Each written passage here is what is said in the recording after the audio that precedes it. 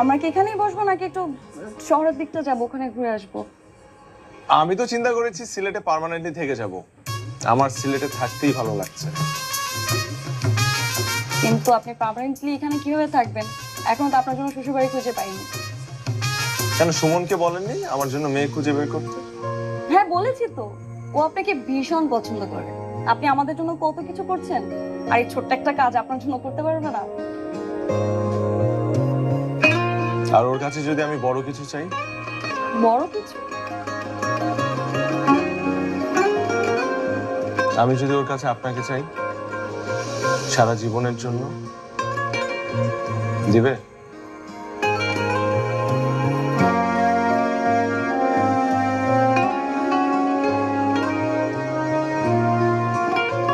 আমি তো আপনাকে বলেছি, মৃত্যু আমাদেরকে আলাদা করতে পারবে না।